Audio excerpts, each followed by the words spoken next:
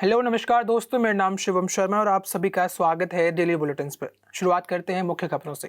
अमेरिकी राष्ट्रपति Donald Trump और चीन के राष्ट्रपति शी जिनपिंग से लंबे समय के बाद मुलाकात हुई। जिनपिंग और ट्रंप दक्षिण कोरिया के बुसान में 30 अक्टूबर को मिले थे।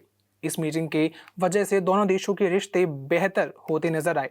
हालांकि इससे पहले चीन और अमेरिका के बीच भयंकर टैरिफ वॉर चली। अहम बात यह है कि बीजिंग की ओर से इस मीटिंग को लेकर किसी तरह की तस्वीरें जारी नहीं की गई, जो कि जिनपिंग की सोच पर सवाल खड़ा करती है।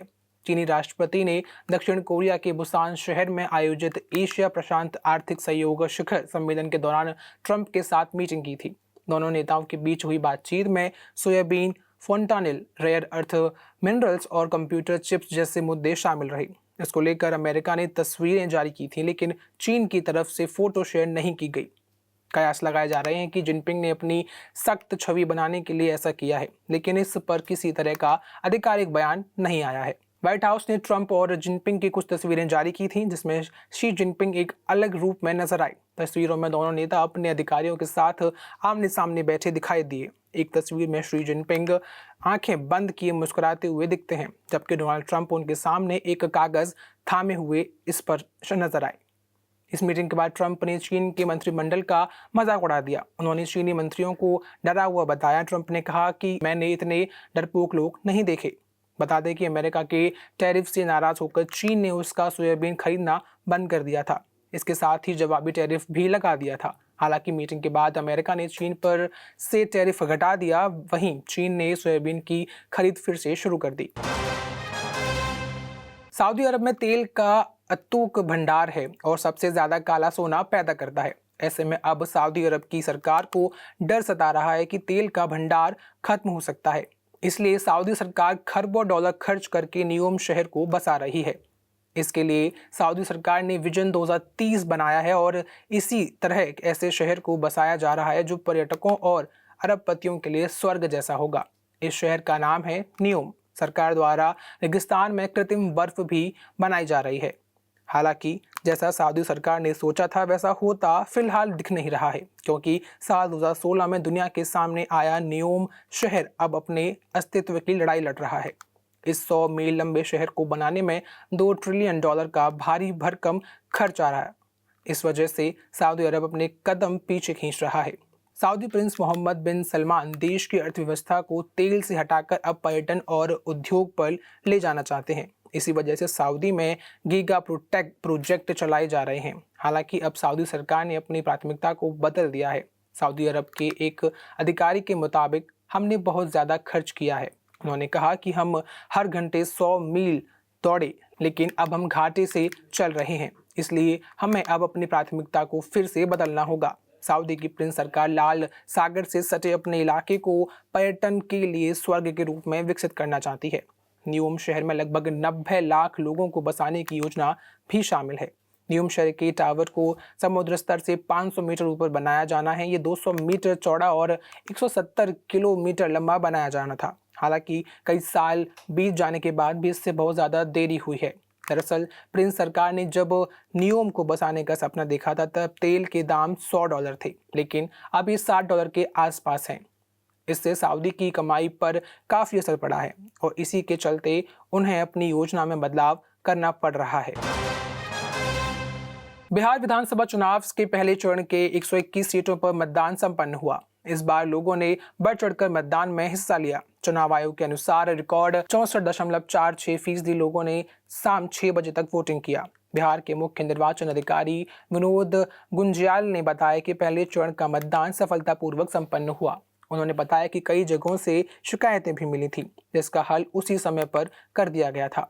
बिहार के मुख्य निर्वाचन अधिकारी ने बताया, पहले चरण के चुनाव में महिला मतदाताओं की भागीदारी बहुत अच्छी रही। मतदान के दौरान 165 बैलेट यूनिट, 169 कंट्रोल यूनिट और 480 वीवीपैट बदले गए। मतदान समाप्त होने तक 143 शिकायतें प्राप्त हुई। सभी का समय पर समाधान किया गया। इसके अलावा सीधे फोन पर प्राप्त सभी शिकायतों का समय पर समाधान भी किया गया। उन्होंने कहा, ब्रह्मपुर विधानसभा क्षेत्र में मतदान केंद्र संख्या 56, फतुहा विधानसभा क्षेत्र में मतदान केंद्र संख्या 165 और 166, लखीसराय के पास सूर्यगढ़ा में मतदान केंद्र संख्या 1, 2 और 5 से बहिष्कार की भी सूचना मिली। आज संपन्न हुए पहले चरण के मतदान में किसी भी अप्रिय घटना की सूचना नहीं मिली। मतदान शांतिपूर्ण और सुचारू रूप से संपन्न हुआ। इस बार हमें पहले चरण में केवल 1.21% बैलेट यूनिट बदलने पड़े, जबकि 2020 के विधानसभा चुनाव में केवल 1.87% ईवीएम बदले गए थे। मुख्य चुनाव आयुक्त ज्ञानेश्वर कुमार ने बिहार के मतदाताओं को 1951 के बाद विधानसभा चुनाव के पहले चरण में ऐतिहासिक मतदान फीसदी दर्ज करने पर बधाई दी। उन्होंने मतदाताओं का धन्यवाद किया। उन्होंने कहा, भारत निर्वाचन आयोग पर अपना पूर्ण विश्वास व्यक्त करते हुए बड़े उत्साह और जोश के साथ मतदान किया। उन्होंने पूरी चुनावी मशीनरी को भी पारदर्शिता और समर्पण के साथ कार्य करने के लिए धन्यवाद दिया। बिहार की 243 विधानसभा सीटों में से 121 पर पहले चरण में मतदान हुआ था, जबकि शेष 122 पर दूसरे चरण में 11 नवंबर को मतदान होगा।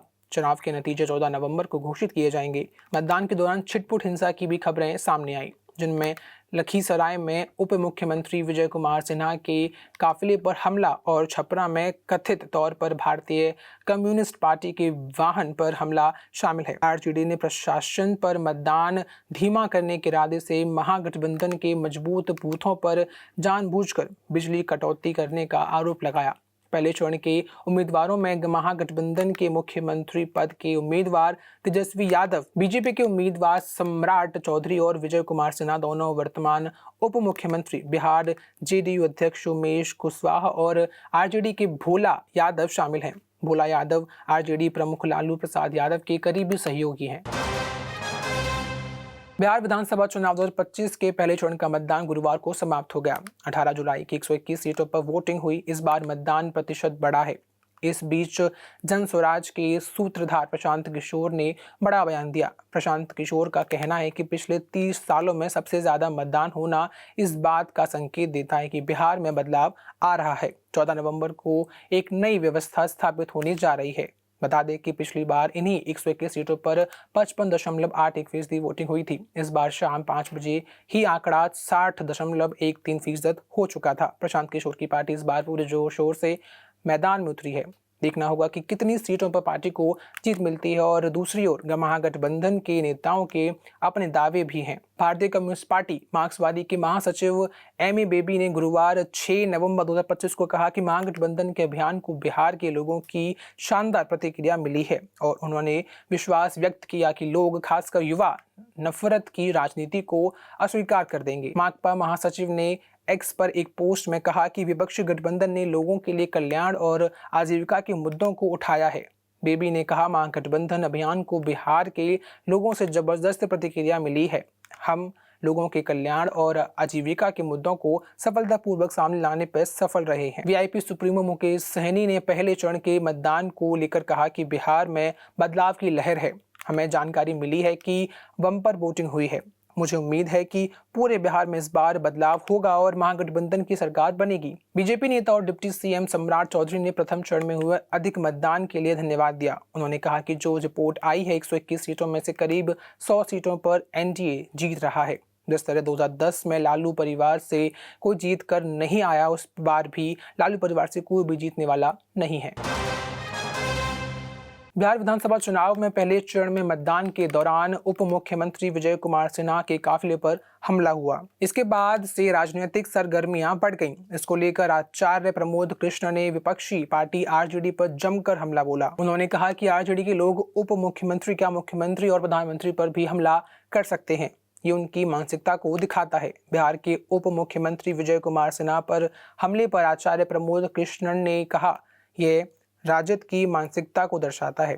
इस क्षेत्रीय पार्टी, इनका इतिहास गवाह है कि ये लोग शुरू से ही हिंसा करते आ रहे हैं। उन्होंने कहा, ये लोग उप मुख्यमंत्री, क्या प्रधानमंत्री और मुख्यमंत्री की गाड़ियों पर भी हमला कर सकते हैं।